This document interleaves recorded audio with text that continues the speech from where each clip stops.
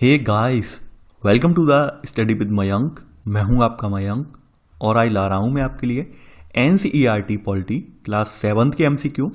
यहाँ आज इसी क्रम में आज आपका यहाँ पर चैप्टर नंबर 2 है। यहाँ पर हम स्वास्थ्य में सरकार की भूमिका चैप्टर से संबंधित एमसीक्यू प्रश्नों को यहाँ पर देखेंगे। तो चलिए स्टार्ट करते हैं आज का वीडियो। देखते हैं मैं क्या क्या डिस्कस करना है यहाँ पर। आज का पहला प्रश्न है, लोकतंत्र में लोगों की यह अपेक्षा रहती है कि सरकार उनके कल्याण के लिए कार्य करे। लोगों के कल्याण के लिए सरकार द्वारा उठाए गए कदमों के संदर्भ में निम्नलिखित कथनों पर विचार कीजिए। यहां बताया गया है कि भाई कौन सा कथन आपको यह ढूंढना है कि यहां पर कौन सा कथन असत्य है।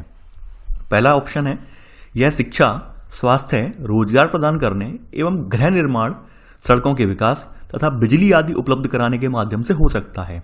सेकंड, लोगों के स्वास्थ्य के लिए स्वच्छ जल, प्रदूषण मुक्त वातावरण और उपयुक्त पोषण का प्रबंध करने का दायित्व सरकार का होता है। देखिए, पहला वाला कथन बिल्कुल सही है कि सरकार जो कल्याणकारी कार्य जो है अपने देश में, अपने राज्य में कल्याणकारी कार्य जो प्रोवाइड करवाती है वो शिक्षा के जरिए, स्वास्थ्य योजनाओं के जरिए, साथ ही साथ रोजगार प्रदान करवाने के लिए तमाम जो वैकेंसी वगैरह निकालती है, इन सब के जरिए अपना कल्याणकारी कार्य करती है। तो साथ ही साथ जो गरीब व्यक्ति हैं उनके गृह निर्माण के लिए भी यहाँ पर सरकार आर्थिक सहायता करती है, सड़कों वगैरह का रखरखाव करती है और बिजली वगैरह का भी यहाँ पर प्रबंध करती है। तो ये तो पहला वाला कार्य तो यहाँ पर हो ही गया सरकार के लोक कल्याणकारी कार्यों में। सेकंड कार्य ये है कि भाई कोई भी देश हो, यानी चाहे वो राजतांत्रिक हो या लोकतांत्रिक हो, और लोकतांत्रिक देश है तो वहां पर तो सरकार से अपेक्षा और ज्यादा बढ़ जाती है। उसके बढ़ने का रीजन यही है क्योंकि लोगों के द्वारा चुनी हुई सरकार है। तो सरकार का ये प्राथमिक दायित्व होता है कि अपने देश के नागरिकों को बेहतर स्वास्थ्य सेवाएं मुहैया करवाए। तो इसके लिए क्या है, बेहतर स्वास्थ्य सेवाएं जो है तभी मुहैया होंगी जब वो जो केवल यहाँ पर जो है स्वच्छ जल मिले, उन्हें प्रदूषण मुक्त वातावरण मिले। यानी कहने का मतलब ये है कि केवल और केवल जो फैसिलिटी है, यानी बेटर मेडिकल फैसिलिटी मिलना ही काफी नहीं है। इन सब के अलावा जो जिन चीजों से बीमारियां लोगों को हो रही हैं तो उनको भी निदान किया जाए। जैसे स्वच्छ जल के कारण जो है, स्वच्छ जल न मिल पाने के कारण तमाम बीमारियां लोगों को हो जाती हैं। तो सबसे पहला दायित्व तो ये है कि यहाँ पर अपनी जनता को जो है साफ पानी प्रोवाइड करवाया जाए। साथ ही साथ जो उनके आसपास मौजूद वातावरण है वहां पर जो है कोई ऐसा कारखाना या उपक्रम स्थापित न किया जाए जिससे कि लोगों के स्वास्थ्य पर प्रत्यक्ष प्रभाव पड़े। ठीक है। साथ ही साथ जो समाज में मौजूद जो गरीब तबका है तो उस गरीब तबके के लिए पोषण का भी प्रबंध करें। जैसे आपने देखा होगा कि सरकार पीडीएस के माध्यम से, यानी पब्लिक डिस्ट्रीब्यूशन सिस्टम के माध्यम से यहाँ पर राशन वगैरह प्रोवाइड करवाती है, सस्ती दरों पर राशन वगैरह प्रोवाइड करवाती है। साथ ही साथ जो गरीब बच्चे हैं, गरीब बच्चों के लिए आपने देखा होगा आंगनबाड़ी वगैरह है, आपकी मिड डे मील स्कीम है। और गरीब बच्चों के लिए नहीं, यानी सभी नागरिकों के जो बच्चे जो पैदा होते हैं उनके लिए टीकाकरण अभियान वगैरह चलवाती है ताकि भविष्य में कोई बीमारियों से वो उनकी चपेट में ना आए। तो ये सब काम किसके हैं, सरकार के हैं। तो यहाँ पर दोनों ही कथन सही हैं। पूछा यह गया है कौन सा कथन असत्य है। यहां पर ना तो पहला असत्य है और ना ही दूसरा असत्य है, तो आंसर होगा इसका डी। सेकंड है यहां पर क्वेश्चन नंबर सेकंड है आज आपका, यहां पर बीमारियों से बचाव और उनके उपचार के लिए प्रभावी तंत्र स्थापित करने के संदर्भ में निम्नलिखित कथनों पर विचार कीजिए। यहां पर पूछा गया है कि कौन सा कथन सत्य है। पहला है, स्वास्थ्य सुविधाओं की व्यवस्था चलाने के लिए हमें स्वास्थ्य सेवकों, नर्सों, योग्य डॉक्टरों तथा अन्य विशेषज्ञों की जरूरत है।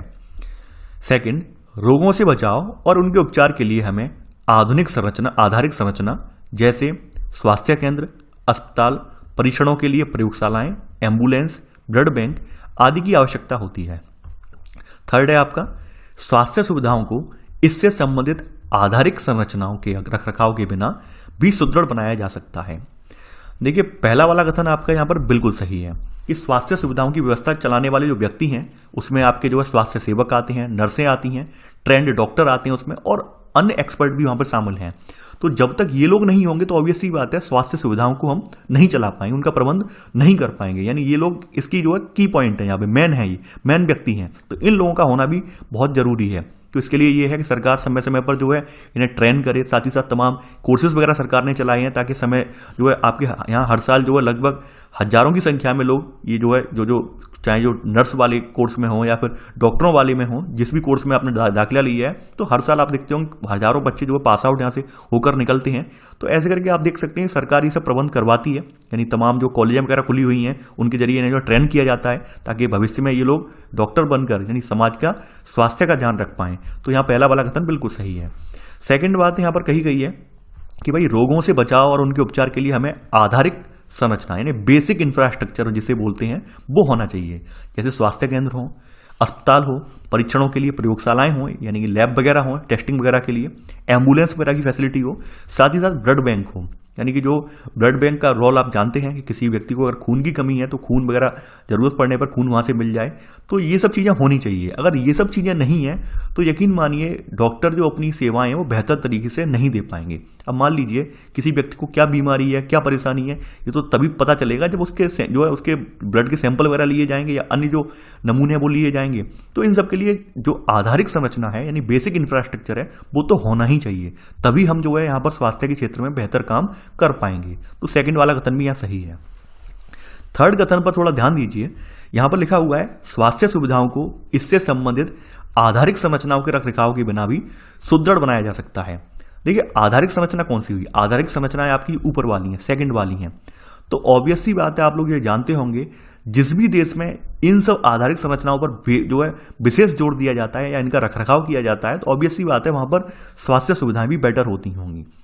हमारे देश में आपने देखा होगा कि हमारे यहाँ सरकारी अस्पतालों की हालत खस्ता हाल है। खस्ता हाल होने का रीजन क्या है? क्योंकि करप्शन है। करप्शन के साथ साथ लोग जो है सरकारी तंत्र का जो है यहाँ पर बिल्कुल भी जो है उसका जो है उसके साथ सरकारी तंत्र के साथ बहुत ज़्यादा अभद्रता बरतते हैं, यानी आपने देखा तोड़ फोड़ करते हैं, गंदगी फैलाते हैं। तो इस वजह से कहीं ना कहीं इनके रखरखाव के बिना हम यहाँ पर स्वास्थ्य तंत्र को सुदृढ़ नहीं बना सकते हैं। तो बेटर ये है कि भाई हमारे पास जो सरकारी संपत्ति मौजूद है इस क्षेत्र से रिलेटेड, तो उस क्षेत्र से रिलेटेड यहाँ पर सरकारी संपत्ति का हम यहाँ पर रखरखाव करें, संरक्षण करें। साथ ही साथ अगर मान लीजिए हमें कहीं अनियमितता दिख रही है, कहीं भी हमें जो दिख रहा है कि भाई यहाँ पे अनियमितता बढ़ती जा रही है तो उसकी शिकायत करवाएं, तभी हम यहाँ पर अपनी स्वास्थ्य सेवाओं को सुदृढ़ बना पाएंगे। तो यहाँ पर थर्ड वाला कथन आपका गलत हो जाएगा। यहाँ पर कहा गया है कि भाई आधारिक संरचनाओं के रखरखाव के बिना नहीं, आधारिक संरचनाओं के रखरखाव के साथ अगर हम इनका रखरखाव कर लेंगे तो हम अपने स्वास्थ्य सुविधाओं को और सुदृढ़ बना पाएंगे। ठीक है, तो यहाँ पर पूछा गया है कौन सा कथन सही है। यहाँ पर पहला और दूसरा कथन सही है, तो आंसर है ए, केवल एक और दो।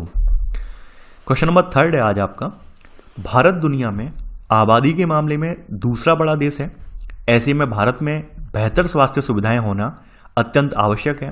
भारत के स्वास्थ्य संबंधी आधारिक तंत्र के संदर्भ में निम्नलिखित कथनों पर विचार कीजिए। यहां बताना है कौन सा कथन आपका असत्य है। पहला है संसार भर में भारत में सर्वाधिक चिकित्सा महाविद्यालय और यहां सबसे अधिक डॉक्टर तैयार किए जाते हैं। सेकंड, 1950 में भारत में केवल 2717 अस्पताल थे, 2017 में यह संख्या बढ़कर 23,583 हो गई।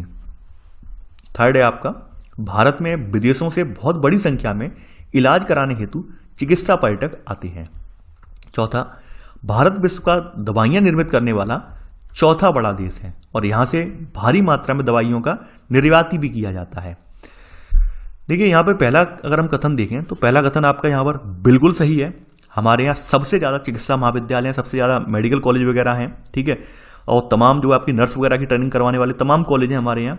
अगर हम डॉक्टरों की हम बात करें तो हमारे यहाँ सालाना लगभग 30,000 डॉक्टर जो है निकलते हैं। सालाना हमारे यहाँ के जो इंस्टीट्यूट बने हुए हैं डॉक्टरों को ट्रेन करने के लिए, उन इंस्टीट्यूट से लगभग 30,000 से ज़्यादा डॉक्टर जो है हर साल योग्यता प्राप्त करके बाहर निकलते हैं। पूरे भारत की बात हो रही है, तो पहला कथन बिल्कुल सही है।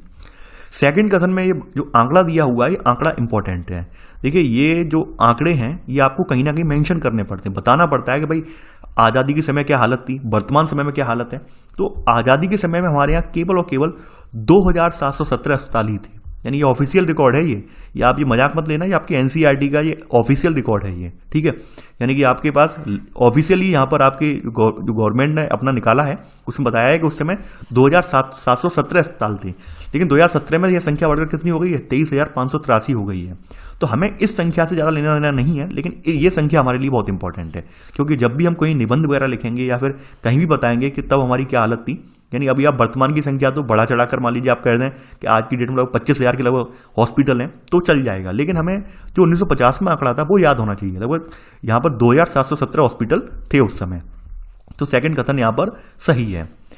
थर्ड है यहाँ पर भारत में, देखिए भारत में विदेशों से बहुत बड़ी संख्या में लोग इलाज करवाने के लिए आते हैं। तमाम देशों से आपने देखा होगा, खास करके आपके पाकिस्तान हुआ, आपके नेपाल, बांग्लादेश या फिर आपके जो अफ्रीका वाले देश हैं, जो अफ्रीकी कॉन्टिनेंट के देश हैं, उन देशों से बहुत सारे नागरिक अपने यहाँ इलाज करवाने आते हैं। रीजन ये है कि हमारे यहाँ का इलाज यूरोप और अमेरिका की तुलना में काफ़ी सस्ता है, तो इस वजह से, और इसके अलावा स्वास्थ्य सेवाएं भी हमारे यहाँ बेटर हैं। जो अच्छे खासे नामी गिरामी हॉस्पिटल हैं उनमें स्वास्थ्य सेवाएं भी कम पैसे में बेटर हैं, तो लोग ज़्यादा प्रेफर करते हैं। तो इसलिए हमारे यहाँ चिकित्सा पर्यटक लगातार हर साल बढ़ती जा रही है इनकी संख्या। यानी एक अनुमान के अनुसार हर साल हमारे यहाँ लगभग 5 से 6 लाख जो व्यक्ति हुए हैं आपके जो चिकित्सा पर्यटक के रूप में आते हैं।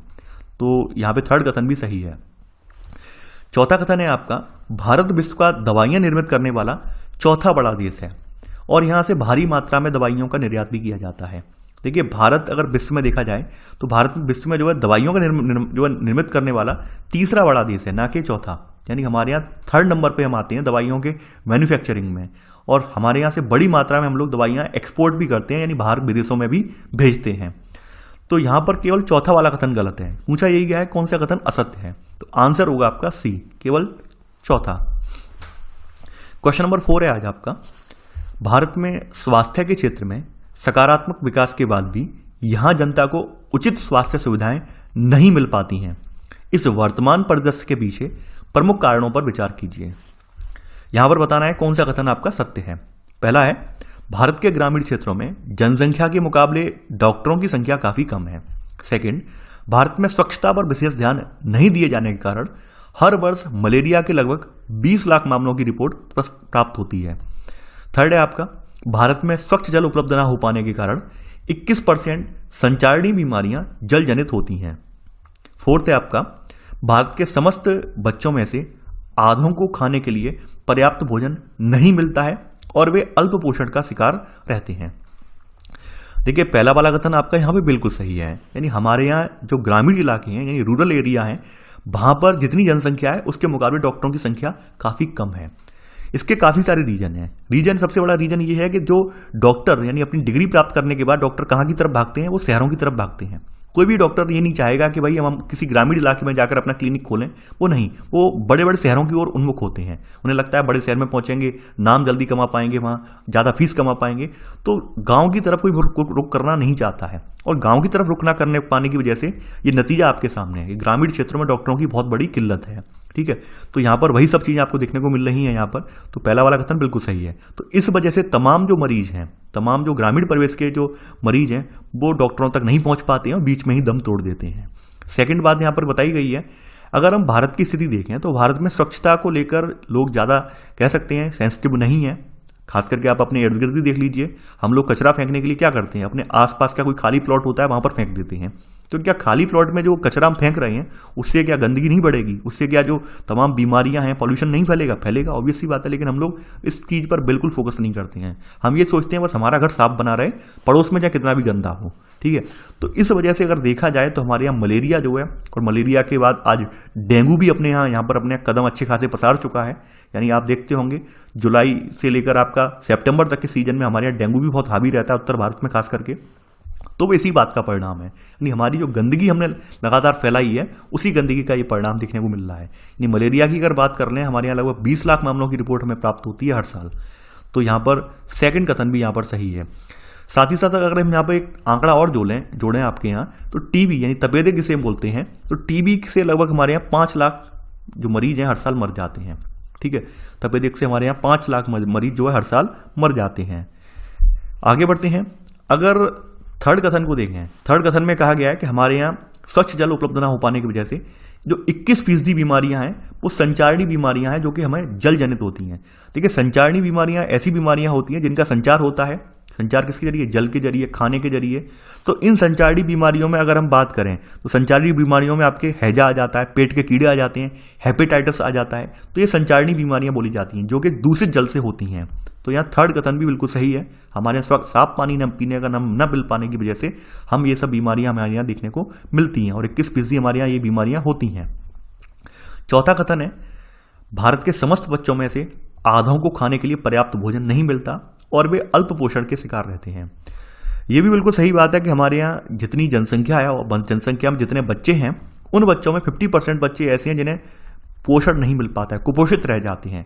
सरकार ने तमाम योजनाएं चलाई हैं, तमाम प्रयास किए हैं, लेकिन सरकारी तंत्र जो है यहाँ पर भ्रष्ट होने की वजह से इन बच्चों तक वो लाभ नहीं पहुंच पा रहा है। जैसे आंगनवाड़ी प्रोग्राम है, आंगनवाड़ी के जरिए पुष्टाहार वगैरह आता है, बच्चों को यानी नूरिश करने के लिए तमाम तरह के पुष्टाहार वगैरह गवर्नमेंट प्रोवाइड करवाती है। लेकिन आप देखते होंगे कि आंगनवाड़ी वगैरह वाले क्या करते हैं, बेच देते हैं केवल उसे, अपने थोड़े से लालच के लिए उसे, जो पशुधन जो पालने वाले लोग हैं उसे खरीद ले जाते हैं, पुष्टाहार को अपने जानवरों को खिलाते हैं उसे।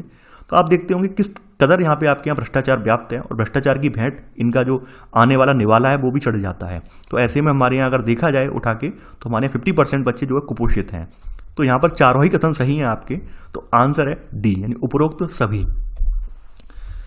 क्वेश्चन नंबर 5 है आज आपका, सरकार द्वारा लोगों के स्वास्थ्य को सुरक्षित बनाने के लिए चलाई जा रही सार्वजनिक स्वास्थ्य सेवा के संदर्भ में निम्नलिखित कथनों पर विचार कीजिए। यहां बताया गया है कौन सा कथन यहां पे ढूंढना है, कौन सा कथन असत्य है।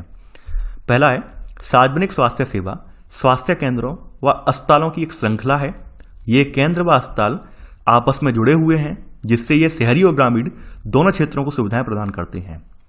देखिए, पहला वाला कथन बिल्कुल सही है। जो सार्वजनिक स्वास्थ्य सेवा का मतलब क्या होता है कि यह वह सेवा है जिसका इंतजाम सरकार करती है, और ये सभी के लिए है, यानी किसी वर्ग विशेष के लिए नहीं है, ये सभी के लिए है। और ये मान लीजिए कोई चीज सभी के लिए है, सभी का मतलब क्या है कि सरकार इंतजाम कर रही है। तो सार्वजनिक स्वास्थ्य सेवा का इंतजाम सरकार करती है, और ये सभी के लिए होती है, सभी नागरिकों के लिए होती है। यहाँ पर कोई अमीर या गरीब नहीं होता है, यानी कि यहाँ पर एक न्यूनतम राशि ली जाती है, और कहीं कहीं पर किसी किसी स्टेट में वो भी राशि नहीं ली जाती है, यानी मुफ्त में इलाज होता है, केवल एक पर्ची बनवानी पड़ती है और मुफ्त में इलाज होता है। तो जैसे आपने देखा होगा यूपी के हॉस्पिटल में 1 रुपये की पर्ची कटती है, कहीं पर 10 रुपये की पर्ची कटती है। वो इसलिए रखा गया है ताकि गरीब व्यक्ति भी अपना इलाज करवा सके। तो ये सार्वजनिक स्वास्थ्य सेवा क्या है, स्वास्थ्य केंद्रों और अस्पतालों की एक श्रृंखला है, और यहाँ पर ये सब आपस में जुड़े हुए हैं, और ऐसे करके ये शहरी और ग्रामीण क्षेत्र दोनों में अपनी सुविधाएं प्रदान कर रहे हैं। तो पहला वाला कथन आपका सही है। ग्राम स्तर पर अगर हम बात करें तो ग्राम के स्तर पर एक स्वास्थ्य केंद्र होता है, जहां पर एक नर्स और एक ग्राम स्वास्थ्य सेवक रहता है। इन्हें जो है बताया गया कि विशिष्ट बीमारियों के इलाज के लिए प्रशिक्षण दिया जाता है। देखिए, हमारे यहाँ ग्राम स्तर पर भी हमने स्वास्थ्य केंद्र स्थापित करवाने का प्रयास किया है कुछ राज्यों में, तो वहां पर हमने एक नर्स रख दी है और एक ग्राम स्वास्थ्य सेवक तैनात कर दिया है। इन्हें जो है हमने सामान्य बीमारी, जैसे किसी को बुखार है, दस्त वगैरह है, वॉमिटिंग वगैरह हो रही है, उल्टियां वगैरह हो रही हैं, तो इस स्थिति में ये लोग हल्की फुल्की दवाई दे देते हैं, और ज़्यादा क्रिटिकल कंडीशन होती है तो अपने नज़दीकी जो प्राथमिक स्वास्थ्य केंद्र होते हैं वहां पर रेफर कर देते हैं। तो यहां पर लिखा हुआ विशिष्ट बीमारी, विशिष्ट का मतलब होता है बड़ी बीमारियां, तो बड़ी बीमारियों का इलाज ये लोग नहीं करते हैं, ये बात ध्यान रखना। तो इस हिसाब से सेकंड वाला कथन गलत हो जाएगा। थर्ड कथन है आज आपका, ग्राम स्तर के स्वास्थ्य सेवक प्राथमिक स्वास्थ्य केंद्र के डॉक्टरों की देखरेख में कार्य करते हैं, और यह केंद्र कई गांवों की जरूरतों को पूरा करता है। देखिए, जो ये स्ट्रक्चर यहाँ पे बताया गया है, ये स्ट्रक्चर पूरे देश में जैसा नहीं है, ये ध्यान रखना। किसी किसी राज्य में इस स्ट्रक्चर को फॉलो किया है, कुछ कुछ राज्यों में स्थिति क्या है वो मैं बता दे रहा हूँ। जैसे मैं यूपी का एग्जाम्पल ले रहा हूँ। यूपी में क्या किया गया है, यूपी में यहाँ पर आपके प्राथमिक स्वास्थ्य केंद्र तो खुले हुए हैं, लेकिन यहाँ पर ग्राम स्तर पर ऐसी कोई केंद्र नहीं बनाए गए हैं। ग्राम स्तर पर इन्होंने आशा बोलते हैं, जो आशा कार्यकर्त्री जो होती है, यानी गर्भवती वगैरह महिलाएं जो होती हैं, इनका डेटा वगैरह प्रोवाइड करवाने का काम होता है आशा का। इसके अलावा टीकाकरण वगैरह का जो काम होता है, तो टीकाकरण वगैरह में ये पार्टिसिपेट करती हैं। तो इनके जरिए यहाँ पर स्वास्थ्य सुविधाओं तक पहुंच लोगों की बनाई जा रही है। यानी मान लीजिए किसी के साथ प्रॉब्लम है, परेशानी है, तो वहाँ संबंधित गांव की जो आशा होती है वो आशा जो है कॉल करेगी, और वहाँ पर एम्बुलेंस आएगी और एम्बुलेंस उसे पिक करके ले जाएगी। तो यूपी का सिस्टम ये है। हर राज्य के सिस्टम अलग अलग हैं, तो इसलिए मैंने बता दिया। अगर किसी को लगता हो कि भाई हर जगह सिस्टम यही है, हर जगह एक जैसा नहीं है, तो यहाँ पर मैंने एक जगह का जो सिस्टम क्या है वो मैंने आपको यहाँ पे बता दिया है। तो यहाँ पर थर्ड कथन सही है कि भाई यहाँ पर अगर देखा जाए तो एक स्वास्थ्य सेवक जो होते हैं वो नज़दीकी जो प्राथमिक स्वास्थ्य केंद्र होते हैं इनकी देखरेख में ये कार्य करते हैं, और ये नज़दीकी प्राथमिक स्वास्थ्य केंद्र होते हैं ये कई सारे गाँव की जरूरतों को पूरा भी करते हैं। चौथा ऑप्शन है यहाँ पर, जिला स्तर पर जिला अस्पताल होता है जो इन सभी स्वास्थ्य केंद्रों की देखरेख करता है। इन सभी में मतलब ग्राम स्तर के और प्राथमिक स्वास्थ्य केंद्र हैं, इन सब के ऊपर एक जिला अस्पताल होता है। तो यहाँ चौथा कथन बिल्कुल सही है। पांचवा कथन आपका कहता है कि सार्वजनिक स्वास्थ्य व्यवस्था का उद्देश्य अच्छी स्वास्थ्य सुविधाएं निःशुल्क या बहुत कम कीमत पर देना है, जिससे अमीर लोग भी इलाज करा सकें। ऑब्वियस सी बात है, अमीर कोई व्यक्ति होगा तो अमीर सरकारी सुविधाएं लेना क्यों चाहेगा, वो तो उसके पास पैसा है, ऑब्वियस सी बात है, अच्छी जगह जा सकता है, इलाज करवा सकता है। इन जगहों पर कौन जाते हैं, गरीब व्यक्ति, जिनके पास पैसा नहीं है, जिनके पास आर्थिक सहायता नहीं है किसी की, तो वो लोग यहाँ पर इलाज के लिए मोस्टली जाते हैं। तो यहाँ पर ये कहना गलत होगा कि अमीर लोग भी इलाज करा सकें। अमीर लोग तो ऑब्वियस सी बात है कहीं भी इलाज करवा सकते हैं। दिक्कत होती है गरीबों की, गरीबों के पास पैसा नहीं है, बड़े बड़े जो प्राइवेट हॉस्पिटल उनकी फीस वो भर नहीं सकते हैं, तो इसलिए वो ऑब्वियस सी बात है यहाँ पे प्रेफर क्या करते हैं, सरकारी हॉस्पिटल में जाना प्रेफर करते हैं। पांचवा वाला कथन यहाँ पे गलत हो जाएगा, यानी खास करके ये जो गरीब लोग भी यहाँ पर इलाज करवा सकें, इसलिए यहाँ पे निःशुल्क या बहुत कम कीमत पर यहाँ पर फीस रखी गई है। यहाँ पे पूछा ही गया है कौन सा कथन यहाँ पे असत्य है। यहाँ पे दूसरा और पांचवा कथन असत्य है, तो आंसर है आज आपका डी, केवल 2 और 5। क्वेश्चन नंबर 6 है आज आपका, हमारे देश में कई तरह की निजी स्वास्थ्य सेवाएं पाई जाती हैं, इनके संदर्भ में निम्नलिखित कथनों पर विचार कीजिए। यहाँ बताना है कौन सा कथन आपका सत्य है। ठीक है, निजी स्वास्थ्य सेवाओं का मतलब क्या है, जो प्राइवेट जो डॉक्टर हैं उनके बारे में पूछा गया है यहाँ पर। पहला है कथन, निजी स्वास्थ्य सेवाओं पर सरकार का स्वामित्व अथवा नियंत्रण नहीं होता। सेकंड, निजी स्वास्थ्य सेवाओं में मरीजों को हर सेवा के लिए बहुत धन व्यय करना पड़ता है। थर्ड, ग्रामीण क्षेत्रों में पंजीकृत चिकित्सा व्यवसायी मिल जाते हैं। शहरी क्षेत्रों में बड़ी संख्या में डॉक्टर हैं जिनमें बहुत से विशेषज्ञ की सेवाएं प्रदान करते हैं। चौथा है आपका, भारतीय आयुर्विज्ञान परिषद प्रत्येक चिकित्सक को औषधों के जेनरिक नाम उपचार पर्ची में लिखने के लिए आग्रह करता है। देखिए, पहला वाला कथन यहाँ पे आपका बिल्कुल सही है, और अभी वर्तमान में सुप्रीम कोर्ट ने इस संदर्भ में टिप्पणी भी की थी। आपको अगर याद हो तो सन 2020 में जो कोरोना पैंडेमिक चल रही थी, तो कोरोना पैंडेमिक के दौरान कुछ समाज सेवक जो थे सुप्रीम कोर्ट में गए थे। उनका कहना यह था कि इस पैंडेमिक के दौरान जो प्राइवेट हॉस्पिटल हैं एक पर डे का लाख रुपए चार्ज कर रहे हैं, उन पर प्रतिबंध लगाया जाए, उन्हें सरकारी नियंत्रण में लिया जाए। तो उस समय सुप्रीम कोर्ट ने अपना जवाब वहां पर दिया, और जवाब में सुप्रीम कोर्ट ने वहां पर रिप्लाई में ये लिखा वहां पर कि भाई गवर्नमेंट के पास जब प्रॉपर जो स्वास्थ्य सेवाओं का ढांचा तैयार है या बुनियादी स्तर पर उनके पास पूरा फैसिलिटी है, तो आप प्राइवेट में जा क्यों रहे हैं। ठीक है, या अगर जा रहे हैं तो प्राइवेट को हम यहाँ पर निगमित नहीं कर सकते हैं, जो प्राइवेट ही है उसका नाम ही प्राइवेट है। और प्राइवेट को भी गवर्नमेंट के अधीन ले लेंगे तो फिर प्राइवेट का मतलब क्या रह जाएगा। तो ऐसे करके भाई संबंधित जो भी आप समाज सेवी वहां पर गए थे उन पर 5 लाख का सुप्रीम कोर्ट ने फाइन भी लगाया था। अगर आप थोड़ा सा भी केस देखेंगे, भी 4-5 महीने का पहले का केस है ये, यानी मई जून का केस है, राष्ट्रीय दैनिक जागरण संस्करण में भी आया था ये वाला मुद्दा। तो समझ सकते हैं सुप्रीम कोर्ट ने भी यहाँ पे टिप्पणी कर दी है कि स्वास्थ्य की जो प्राइवेट आपके हॉस्पिटल वगैरह हैं वो गवर्नमेंट नियंत्रण में नहीं लिए जाएंगे। ठीक है, तो यहाँ पहला वाला कथन बिल्कुल सही है कि ये जो है ये स्वामित्व और नियंत्रण से ये बाहर हैं। ऑब्वियस सी बात है कि भाई यहाँ पर जब इनसे बाहर हैं गवर्नमेंट के नियंत्रण से, तो अपनी मनमानी फीस ये वसूलते हैं, जिस वजह से यहाँ पर केवल वही लोग यहाँ पर इलाज करवा सकते हैं जिनके पास अच्छा खासा धन होता है। तो यहाँ पर मरीजों को हर सेवा के लिए बहुत अधिक धन व्यय करना पड़ता है। थर्ड है, ग्रामीण क्षेत्रों में पंजीकृत चिकित्सा व्यवसायी, यानी जिन्हें हम आरएमपी कहते हैं, यानी आरएमपी का मतलब होता है रजिस्टर्ड मेडिकल प्रैक्टिशनर बोलते हैं जिसे हम। तो ये हैं, यानी कि ये यहाँ पर आपके व्यवसायी मिल जाते हैं आपके यहाँ ग्रामीण क्षेत्रों में। वहीं शहरी क्षेत्रों में बड़ी संख्या में डॉक्टर भी होते हैं जिनमें बहुत सारे जो विशेषज्ञ हैं, विशेषज्ञ का मतलब गंभीर बीमारियों के विशेषज्ञ हैं, वो भी यहाँ पर अपनी सेवाएं प्रदान कर रहे हैं। तो थर्ड कथन आपका सही है।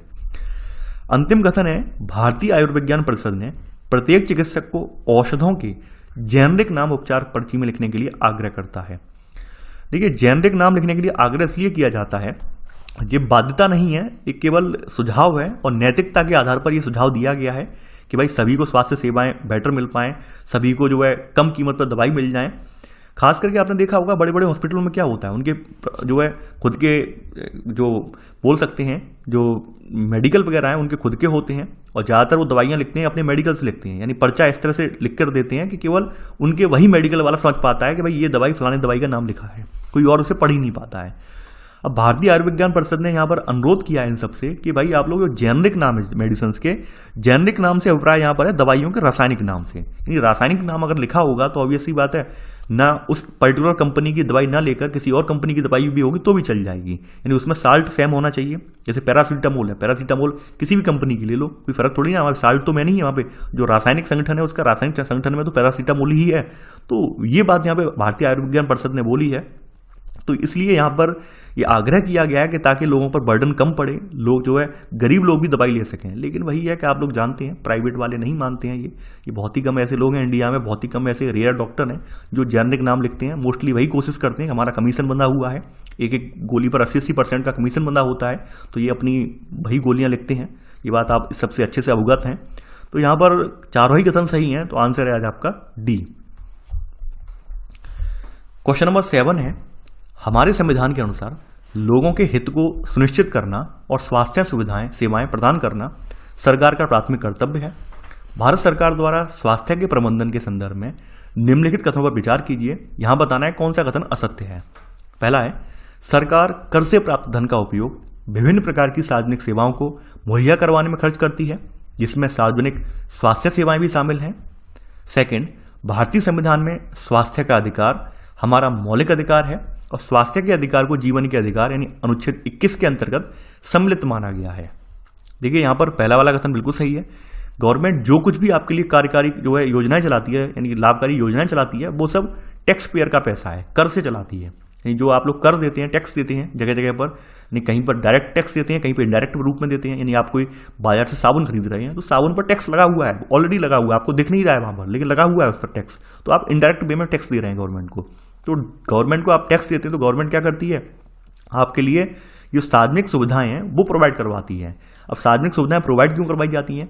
क्योंकि कोई भी व्यक्ति अपने लिए पर्टिकुलरली कोई सेवा नहीं ले सकता है, किसी सेवा का इंतजाम खुद से नहीं कर सकता है, तो गवर्नमेंट ये प्रयास करती है कि सभी को एक बुनियादी सेवाएं तो मिल ही जाए। तो इसलिए गवर्नमेंट आपसे टैक्स लेती है और टैक्स के बदले में आपको ये सारी फैसिलिटी प्रोवाइड करवाती है। यहाँ पर जैसे सार्वजनिक स्वास्थ्य सेवाओं की बात हो रही है, पुलिसिंग की बात हो या फिर सेना की बात हो या फिर कुछ और भी बात हो, एजुकेशन से रिलेटेड बात हो, तो ये सब गवर्नमेंट कैसे करती है? टैक्स से करती है। तो पहला वाला कथन बिल्कुल सही है।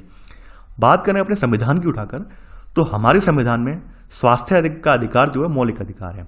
यानी कि अनुच्छेद 21 आपका जीवन रक्षा का अधिकार है और जीवन रक्षा के अधिकार में आपके यहाँ पर स्वास्थ्य के अधिकार को भी शामिल किया गया है। इसमें स्वच्छ वातावरण को भी शामिल किया गया है। अगर आप इसे डीपली उठा के देखेंगे तो यहाँ पर सारे अधिकार शामिल किए गए हैं।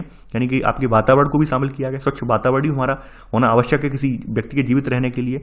साथ ही साथ बेटर मेडिकल फैसिलिटी भी मिलना आवश्यक है। ये सारी बातें इसमें मेंशन की गई हैं। तो यहाँ पर सेकंड वाला कथन भी आपका सही है। अब यहाँ पूछा गया है कौन सा कथन असत्य है। ना तो पहला असत्य है और ना ही दूसरा असत्य है, तो आंसर है आपका डी, ना तो 1 और ना ही 2। क्वेश्चन नंबर 8 है, भारत के केरल राज्य द्वारा स्वास्थ्य सेवाओं को बेहतर बनाने के लिए किए गए प्रयासों के संदर्भ में निम्नलिखित कथनों पर विचार कीजिए। यहां पूछा गया है कौन सा कथन सत्य है। पहला है, केरल राज्य ने अपने बजट का 60% पंचायतों को दे दिया। इससे गांव के लिए पीने का पानी, आहार, औरतों के विकास और शिक्षा आदि के लिए उचित व्यवस्था सुनिश्चित करना संभव हो सका। सेकंड, केरल में जल वितरण व्यवस्था की नियमित जांच की गई। साथ ही स्कूलों और आंगनवाड़ियों के काम को सुनिश्चित कर गांव की विशेष समस्याओं पर ध्यान दिया गया। देखिए पहला वाला कथन जो है आपका केवल यहां पर एक आंकड़ा गलत है कि केरल ने जो अपना राज्य बजट होता है उसका 40% जो है जो पंचायतें होती हैं उनको दे दिया, ताकि पंचायतों को वेट ना करना पड़े, पंचायतों को सरकार की हर बात का या हर इंस्ट्रक्शन का पालन ना करना पड़े। जो आज देखते होंगे तमाम राज्यों में क्या पंचायतें मुंह ताकती रह जाती हैं सरकार की तरफ और पंचायतों को कुछ पैसा नहीं मिलता है। यहाँ पे ज़्यादा से ज़्यादा स्वायत्तता देने का प्रयास किया गया, पंचायतों को आर्थिक स्वायत्तता देने का प्रयास किया गया, ताकि अपने स्तर पर ग्राम स्तर पर पीने के पानी का इंतजाम, आहार है, औरतों के विकास से संबंधित परियोजनाएं, शिक्षा वगैरह, इन सबको तत्काल सहायता प्रदान की जाए, इन सबका तत्काल इंतजाम करवाया जाए। यानी सरकार पे जैसे आप देखते होंगे सरकार पे बहुत ज़्यादा डिपेंड रहने का मतलब ये होता है कि सालों साल लग जाते हैं क्योंकि भाई अब पैसा आ रहा है, अब पैसा आ रहा है और पैसा नहीं आ पाता है। गवर्नमेंट ने ये कर दिया कि आपको पहले ही पकड़ा दिया है कि आपको ये काम करना ही करना है, इसमें खर्च करना ही करना है। तो ऐसे करके आप देखेंगे पंचायतों ने द्रुत गति से ये काम अचीव किया और यहाँ पर आपके रिजल्ट आपके सामने है। यहाँ पर केरल जो है बेहतर स्वास्थ्य सेवाओं के मामले में, बेहतर एजुकेशन के मामले में आगे बढ़ चुका है। तो यहां पर आंकड़ा गलत लिखा हुआ है, इस वजह से पहला वाला कथन गलत हो जाएगा कि केरल ने अपने बजट का 40% दिया है, ना कि 60%। सेकंड कथन आपका यहां पर बिल्कुल सही है। केरल में जल वितरण की व्यवस्था की इन्होंने क्या करवाई, रेगुलरली जांच करवाई, सैंपल लिए, लैब वगैरह में सैंपल भेजे कि भाई जल में कोई प्रदूषक तत्व तो नहीं है। साथ ही साथ जो स्कूल वगैरह हैं, आंगनवाड़ी वगैरह जो होती हैं, उनके कामों को सुनिश्चित किया कि आपको पर्टिकुलर यानी मान लीजिए आंगनवाड़ियों को लगा दिया कुपोषित बच्चों को आइडेंटिफाई करने में, तो आंगनवाड़ियों ने भी अपना काम बखूबी से निभाया। यहाँ पर उन्होंने कुपोषित बच्चों को आइडेंटिफाई किया। तो सरकार ने क्या किया, सरकार ने जो पोषण संबंधी जो अभियान चलाकर उन बच्चों को बेहतर पोषक देकर कुपोषित से यहाँ पे पोषित बना दिया। तो ये सब देखेंगे, यानी हर लेवल पर यहाँ पे काम किया गया, हर लेवल पर लोगों ने मिलजुल कर आगे आए। तो ऐसे करके इस गाँव की जो विशेष समस्याएं थी, ये समस्याओं का निपटारा हो सका। तो ऐसे करके यहाँ पे सेकंड वाला कथन भी सही है। यहां पर केवल सेकंड कथन सही है, तो आंसर है आपका बी, केवल सेकंड। क्वेश्चन नंबर 9 है आज आपका, दुनिया के विभिन्न देशों ने अपने नागरिकों के स्वास्थ्य को ध्यान में रखकर विभिन्न उपाय किए हैं। इसी संदर्भ में कोस्टारिका द्वारा किए गए स्वास्थ्य सुधारों के संदर्भ में निम्नलिखित कथनों पर विचार कीजिए। यहां पूछा गया है कौन सा कथन असत्य है। पहला है कोस्टारिका को दक्षिण अमेरिका का सबसे स्वस्थ देश माना जाता है।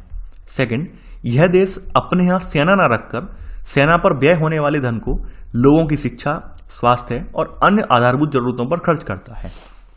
देखिए, कोस्टारिका की अगर बात की जाए तो कोस्टारिका आपका मध्य अमेरिकी देश है, ना कि आपका दक्षिण अमेरिकी देश है। अगर आप मैप में उठा के देखेंगे तो ये मध्य अमेरिकी देश है, तो उस हिसाब से पहला वाला कथन गलत हो जाएगा। और मध्य अमेरिकी देश होने के नाते इसे सबसे स्वस्थ देश माना जाता है।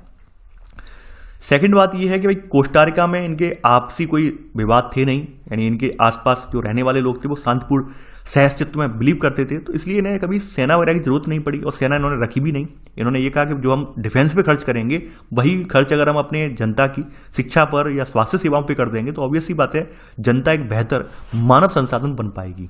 आपने पढ़ा होगा अर्थशास्त्र में, जब किसी देश के नागरिकों की शिक्षा, स्वास्थ्य सेवाओं और बुनियादी सेवाओं पर खर्च किया जाता है तो वहां की जनता क्या बन जाती है, एक मानव संसाधन में तब्दील हो जाती है। समझे? तो ये बात मैं आपको क्लास 9 में पढ़ा भी चुका हूं। तो यहां पर उन्होंने वही किया कि लोगों की शिक्षा पर, स्वास्थ्य सेवाओं पर और अन्य जो आधारभूत जरूरतें थी उन पर खर्च किया, तो रिजल्ट सबके सामने निकल कर आया कि भाई ये सबसे स्वस्थ देश माना गया ये।